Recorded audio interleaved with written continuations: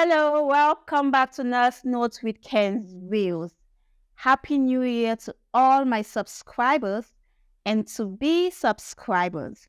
So in today's video, I'm going to be tackling a very interesting topic. It's been a festive period and we got a lot of good news. It was just celebration season. And I got a lot of questions about breastfeeding. Yes. So if you want to know what breastfeeding is all about, if you want to know how to go about it, or you are a new mom or a new dad and you've been facing difficulties with breastfeeding, like your child isn't getting enough milk, you're not even sure if your child gets enough milk or not, and you just wish to know the things you might do to boost your milk supply. This video is going to tackle all of that. So if you want to know more about this, stay to the end of the video and if possible, share to those in need. Without further ado, let's dive into the video.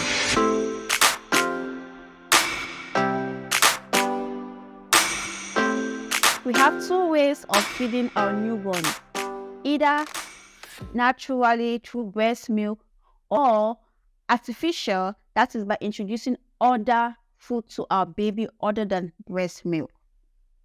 Now in this video, I'll focus more on the breastfeeding, that is to our moms who wish to breastfeed their babies. It is recommended to breastfeed our infants exclusively for the first 6 months of their life. That is giving nothing else but breast milk. There is a question of including water in it. Water is definitely essential to all living creation. That means you can also alternate. You can also give your baby water, but the good source of water, not just any kind of water. But the main source of nutrition for this baby would be breast milk from 0 to 6 months. And then from 6 months, you might start introducing other flavors to the baby, either by getting artificial milk and preparing it for the baby, or introducing what you eat, but still maintaining breast milk as the major source till 12 months or above, depending on your preference.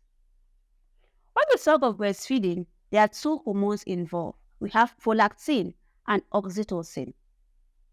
Prolactin helps the breast ducts to produce breast milk. That is, it's the hormone responsible for lactation, that is, production of breast milk. Oxytocin also helps in the production of breast milk, but it has an additional benefit to the mom, that is helping the uterus return to its original position. So now, what are the advantages of breastfeeding? First of all, breast milk is the best natural food for our infants. This is so because breast milk has the normal, like it has all the nutrients our babies need for growth. Breast milk contains all the 7 classes of foods, like it has the necessary nutrients and vitamins our baby needs. Furthermore, breast milk prevents our baby from short or long-term illness or diseases. For example, it reduces the risk of SIDS, sudden infant death. It reduces the risk of obesity, which might further lead to diabetes. 1, why not 2? It boosts our baby's immune systems by reducing the risk of allergies. Breast milk is also very important in strengthening the bond between a mom and a baby. Antibodies can also leave the mother's body through breast milk and passes on to the baby, increasing the immune system of that baby. Breast milk is free, cheap, and always available. Breast milk has the optimal temperature our baby needs. It is the way it is, the way God made it. It has everything that meets up with the needs of our infants. You can breastfeed your baby wherever you feel like, through public transport. One of the days when you say you are ashamed, your baby needs to eat, feed your baby. Breast milk helps the mom too, okay? It helps the mom prevent the risks of ovarian cancer or breast cancer. And hey, it helps in involution. What do I mean by this? It helps the shrinkage of the uterus. That is, it has to return to its original state. And not leaving out the fact that while breastfeeding, you lose about 500 calories, helping you lose that fat. It helps you lose weight naturally without going through the stress of, we all know. I don't have to spell it out here, we all know. So breastfeeding has a lot of advantages. But of course, there might also be some disadvantages to breastfeeding. It can't be all the smooth and glorious. Of course, it has some disadvantages. For example, the discomfort it comes with.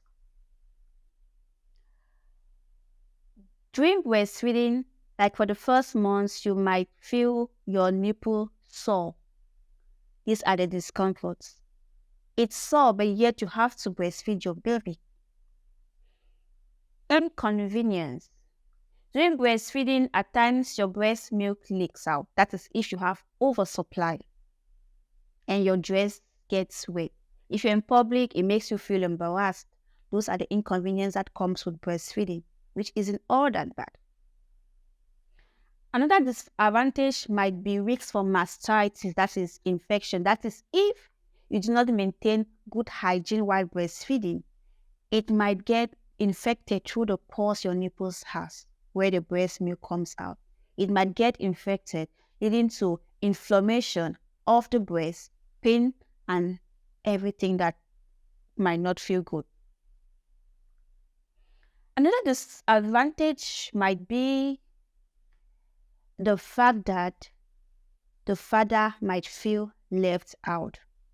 But this can be remedied by you pumping out the breast milk, preserving it in the freezer, and letting the father breastfeed the baby through bottle, at least to make him feel to make him not feel left out.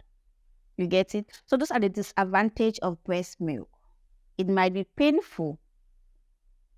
Yes, it might be painful. For example, when your child starts developing teeth, oh, they know how to bite that nipple.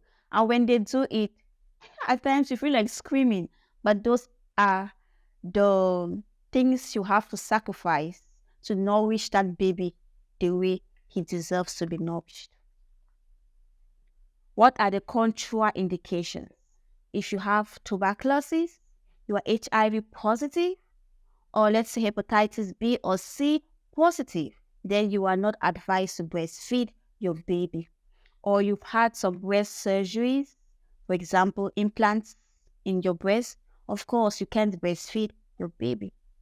You'll be advised to go for the other option of artificial feeding. You might be discouraged from breastfeeding if babies come out with some birth defects. That's our baby come out with malformations, for example, of the lips, the gum, or the chin. And this makes it difficult for the baby to suck breast. So in this case, in order not to keep the baby hungry or put the baby at risk of dehydration, it is recommended to go with the artificial method. So these are the contraindications. Of course, there are many. Like, for example, if you're corona positive, it's also not advised because all these infections can be transmitted to the baby through the breast milk. Now, let me answer most of your questions. What are the things you might do to make your breastfeeding journey easy? Or how can you help your milk supply when it's not flowing appropriately? or how can you prevent the risks of infection, mastitis? So here are the breastfeeding tips I have for you. First, in when your baby comes to the world, like the first few days of breastfeeding, always try to breastfeed per side 5 minutes. That is 5 minutes on one side, and you alternate 5 minutes on the other side. And as time goes by, you can increase it from 20 minutes, or let's say 15 to 20 minutes each side, alternatively. Try breastfeeding your child as regular as possible. When that child is up, breastfeed the child. When the child breastfeeds, the more the child breastfeeds, the more your milk supply. And since it's difficult to tell, this is also a disadvantage. It's difficult to tell how much your baby drinks. Make sure you put your baby there. It's better more breast milk than less, because your baby might be dehydrated without your knowledge, which might also lead to death. Sorry about that, but that's simply the reality of it. So now, another tips you might want to do is drinking 2 to 3 liters of water a day. You lose a lot of water through that breast milk. It makes you feel tired. You need that energy. Drink water to help increase your milk supply. Help yourself with some very nice teas that boost your milk supply. For example, we have fennel tea, we have the fenugreek tea, and also coconut milk works magic, or coconut water. Drink this. It helps in the production of milk. And since we are already in the topic of these teas, please avoid teas like peppermint teas, green teas, or parsley. This dries up your milk supply. It reduces milk supply. So prevent or avoid taking these teas if you want to get enough milk for your baby. And another thing that might help you and your baby's health is always endeavor to wash your hands before breastfeeding your child. Wash your hands always. And if possible, clean your nipple. We sweat a lot. And just imagine you don't clean your nipple, you get that sweat, those debts, and put in your baby. It's also not good. So clean your breasts and wash your hands before breastfeeding your child. Make use of nursing pads. Nursing pads are a good way of preventing your dress being soiled by milk and also keeping it clean. Avoid wearing very tight breast vests. Make use of cotton breast vests. There are some shirts that are made mostly for breastfeeding moms, where it eases your access of breastfeeding your child. You just have to open and you breastfeed, and with the nursing pads you put and you close it. If you don't have that, that's something you should invest your money in. So another thing you might do is avoiding gassy or spicy foods. This might alter the taste of the breast milk, and it might increase bloating in your infant. I'm sure you've noticed, if you're breastfeeding, that there are times that your baby cry endlessly because they have colics. Colic is just a buildup of gas in your baby's tummy. It makes them feel uncomfortable, uneasy, leading to cries. So by eating gassy foods or too spicy foods, you're making this situation worse for your infant. So watch how you eat while breastfeeding. Feed on vegetables, fruits, and foods that are less spicy and gassy. Stay away from citrus fruits, for this might also be a disadvantage to you both. Help your baby latch and unlatch properly. Line up the baby's nose to your nipple. Touch the baby's top lip and wait for a big, wide mouth. Bring the baby's chin and lower lip to the breast. The baby's head should be slightly tilted back. Wait for baby to open his mouth wide, then bring him on, directing the nipple to the back of his mouth where it will be safe from harm. The nose should not be touching the breast. Notice that baby does all the work with the lower jaw and tongue. This is why he needs a big mouthful of breast and to be suckling on the areola below the nipple. If the nipple is not far enough back in the mouth, this can cause the nipple to be pinched and cause pain. It is also difficult for the baby to hold onto the breast. The nipple should be at the back of the baby's mouth where it is safe from harm. After breastfeeding, prevent wounds or pain by using your finger, clean finger please, into your baby's mouth, helping him or her unlatch properly. This will save you from the pain that comes with breastfeeding. So I believe that was it about breastfeeding. I believe I've answered some questions. If you still have questions, please jot it down in the comment section and I'll try my best to enlighten you more. Thank you for staying to the end of this video, and please share to those who need this. Breastfeeding is the best gift you can give to your child. So please, let's normalize breastfeeding.